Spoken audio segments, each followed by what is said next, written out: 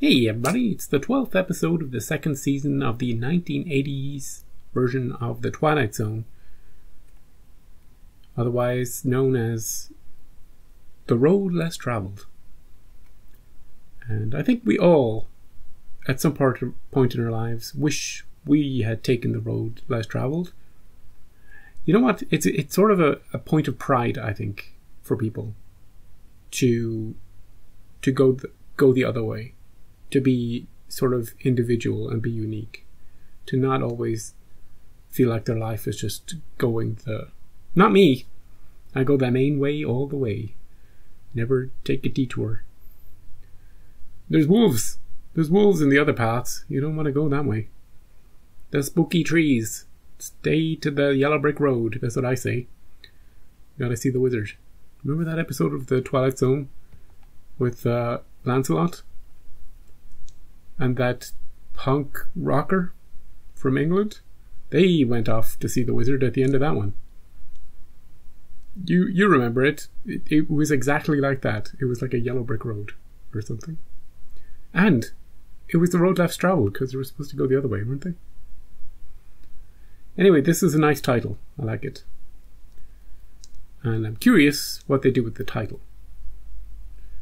Curious what kind of episode they make with it. It's pretty open-ended for the sort of stories you could tell. Basically just a life that isn't quite what you might expect. Which suits the Twilight Zone, to a T. To a T. What does that mean? What does that phrase mean?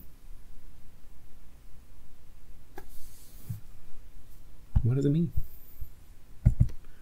Leave a comment below. Tell me. While you're doing that, I'll be watching this.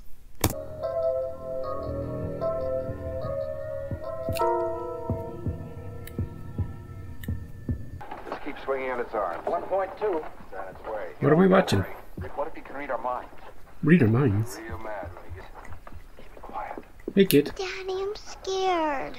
Am I wrong or are you supposed to be in bed? Go to bed, honey. Daddy, there's a man in my room. Oh, shit. Sweetie, you just had a nightmare. There could be. I was not. I saw him, Mommy. I think I'm just gonna go have to see who this is who is bothering my little girl. Get your baseball bat, Dad. He was over there, Daddy. In the closet? He was watching me.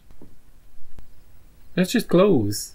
There's nothing there, Megan. Just clothes. See, it's clothes. They're just clothes, you see? Megan, but it was just a nightmare. My big girl isn't gonna be afraid of some little nightmare, is she? I would be. In you go. Check under the bed, Pops. Well, when I was a little kid, I had a lot of nightmares. Monsters. I mean, they were in the closet, they were under the bed, they were everywhere. What are you doing? But my dad, he told me the secret. Monsters cannot get you if you hide under the blankets. Can't? They can't. That's the rule, and even monsters can't break the rules. That's my girl. Blankets can't hide you from daddy. Okay. It's sweet. You didn't scare her for life. He just put it in her head that they could be under the bed. Just leave the light on. You don't need to turn it off. What the hell? Turn the light on, Pops. Turn the light on. Were you in Nam? What's all this about? Does he have PTSD? Oh, sorry. Oh, hey, honey. Yeah, there's nothing. There's nothing up there. Did you hear a helicopter? Not me. Jeff? God, you look like death rolled over. No, it's nothing. There was a man up there. Yeah, I thought I had to kill him. it's absurd. It's like daughter, like father. Oh, and the man, it was a chair full of clothes. You go up. You up next time. I was wondering. She's okay, right? Who knows? Yes. Good story. North Pole, November 3rd. Who's in the wheelchair? They can't get you underneath the blanket. Who is this? Is it Grandma? Hi, Daddy. Hey! I have baked potatoes in there, I have Ooh, salad right here, and I nice. have wine. Starting a bit early, aren't you? Why don't you go wash up, honey? What's wrong? Now what makes you think that something is wrong? Clues. The wine? Last time you served wine was the day your car got banged up in the school lot. This morning in class, a student asked me where I was during Vietnam. So I told him I was in school. I neglected to tell him that the school was in Canada. What? So why do I feel so guilty? And is this the part where you're supposed to tell me that I didn't do anything wrong? You didn't do anything wrong. Thank you. Maggie, come on down. Dinner's ready. Megan? Hey, Megan, you still alive? Megan! You go up. You go up. Oh, honey, you didn't wash your hands. The man was upstairs, Mommy. He talked to me. What did he say? Hey, now come on. Let's get you scrubbed up for dinner. Is she going to see something? You mustn't blame somebody else if you forget to do something. Here you go. It's a little better. Is she going to see the man? The man! Jeff! Jeff! He looks like Jeff. What's wrong? He looks like the road less traveled. He looks like Jeff if he had been in Vietnam and gotten his legs blown off. And now he's a Vietnam vet and he's in a wheelchair. And that's how his life would have been. And now he's visiting the daughter he could have had. Something like that. It looks like him, doesn't it? It looks like the father. Just a little more. And a little more.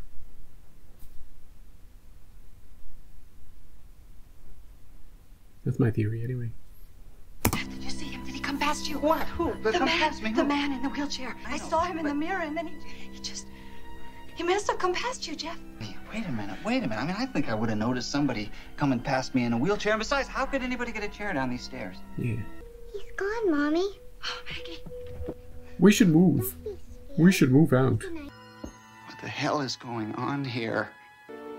I don't know. I think it's time I found out.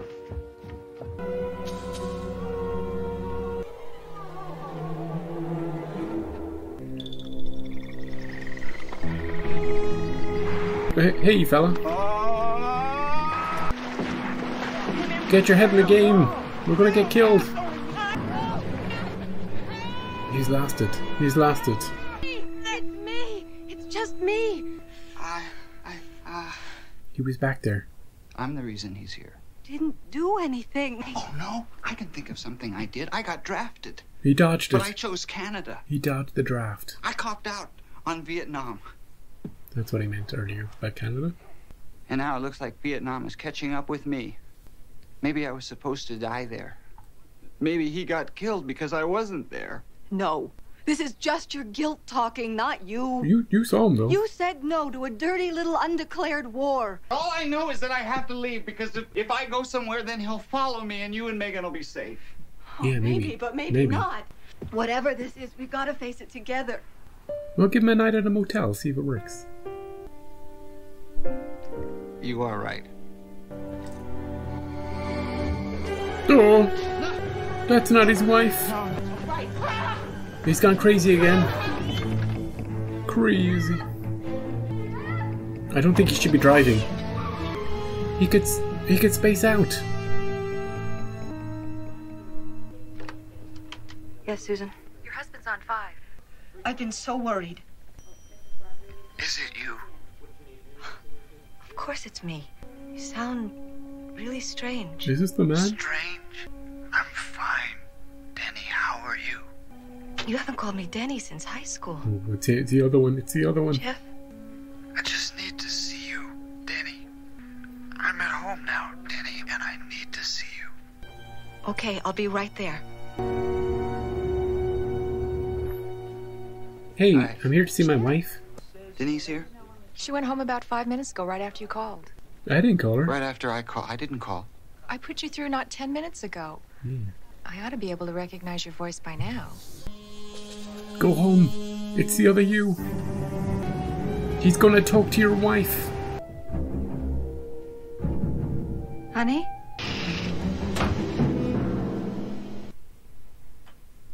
Jeff? You're looking real good. I mean, you look even better than you did back when we were together. Oh, God. What? What happened? What, is that the question? What happened? He went to Vietnam. Vietnam. And a landmine. He's just talking to her. I'm up here! He's just talking to her. Oh god, he's got a weapon. He's got a weapon. Hasn't this man been through enough? Honey, back. All right, you. It's you. You're me. Which one is the road less traveled, That's though? bingo. Which one of them? But are you dreaming me? Or am I dreaming you? Or am I dreaming you? I don't know. I think I'm dreaming. I mean, I don't give a damn one way or the other. You see, I think we're both real. When we came to this fork in the road, and you went one way, and I went the other. On your road? What happened? To us. You died in a motorcycle accident. Whoa! When I was in Nam. Butterfly effect. The guy you were riding with didn't believe in helmets. Oh, she was with some other guy. That's why you're here, because I'm guilty. You have to leave them out of it now. No. I'm a part of him. And everything that happens to him. That's why I loved you so much, Denny. He's just checking in. You, what? I mean, come on. You think that I would hurt them? Yeah, come on. And they say us vets are crazy. And tell me why. I'm dying, man. I'm laying in the VA and I'm just waiting to get it over with. Come on. And I'm wondering, you know, how it would have been with Denny and me. Right. And I'm laying there and I'm wondering. He seems more real than they do. And I guess I just wondered myself here. They're the dream. They're his dream. I just wanted to see him, brother. You did okay, McDowell. I wasn't even there. I wasn't there either. I mean, I wasn't there for Denise. I wasn't there for Megan. You didn't even know Megan. This version of him thinks he's a coward. I think it's probably time I went. No, you can stay. If you want to. Yeah, we'll make up a room for you. I can't. I got some nice memories now, though. Thanks. The flashbacks. I mean, it must work both ways. Yeah. You get a glimpse, he gets a glimpse. You and me, we're the same person, right? I have some memories. I have some good memories.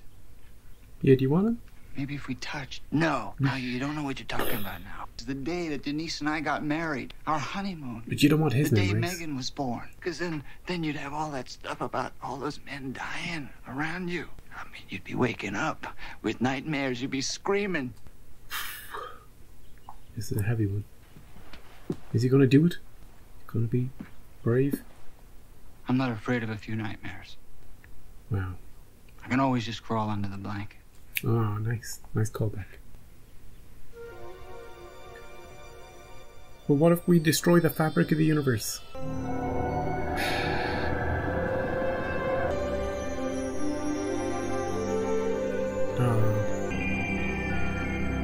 He can walk again.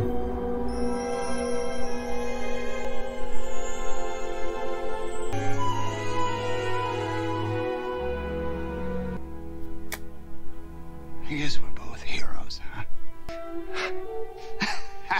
Yeah.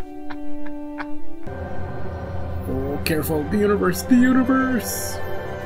They'll be fine. He's just going to a better place.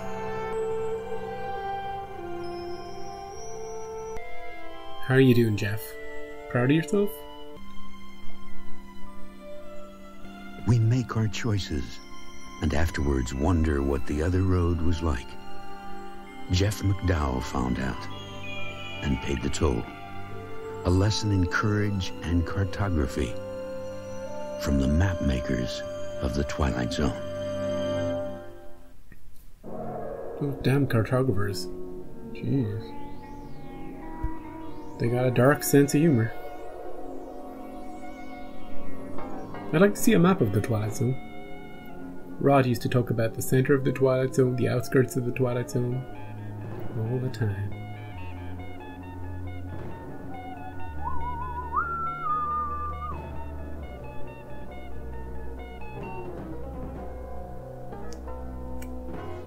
So this was another episode that ended with a selfless act from the Canada Jeff, as we'll call him, who decided to give his counterpart a happy ending, to give him memories to go into the afterlife with. he would take on the burden, the hardship of the memories of Vietnam. Not just being there, but the aftermath of that, how people treated him once he got back, everything involved in it. Because Canada Jeff has been thinking about Canada and his choices that he's made, and he's been judging himself because of that. His wife has got his back. She's talking about the war, you know, that it's not like it was a great holy war or anything, and that he's nothing to be ashamed about, but he feels it in himself.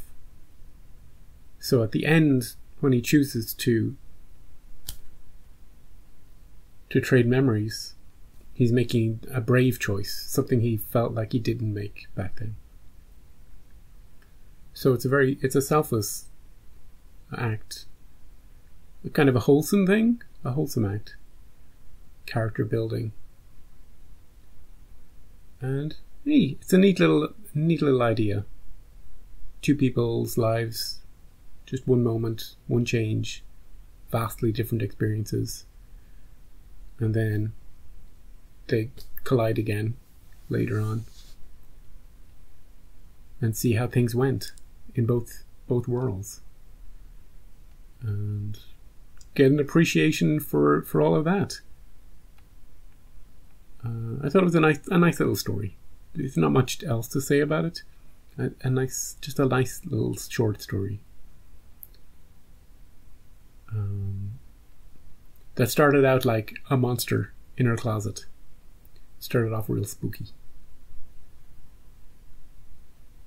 I was spooked out when he turned off the light the first time. I was like, where are we? You know?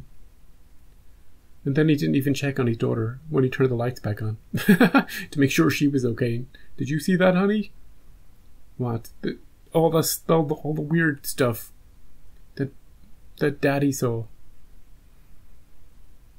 I love the way he goes in. She thinks there's a man in her room, right? And he goes in and he says, "Now don't worry, honey. When I was a kid, I thought there were monsters under the bed." Don't start your story like that. The whole point of that story was just to set up the hide under the blanket line so that he could use later. You know, when he's talking to himself, that he can handle a few bad memories, he can just hide under the blanket. You know, just to set that up. But hey, traumatic for your kids. Don't mention monsters. Don't mention under the bed. For God's sake, man. Jeff, what are you doing? And we also had a scene with his wife in work and his wife's friend. That was kind of a nice little transition too, because you can tell, the audience can figure out that it's the other Jeff that's calling her before it's revealed, you know.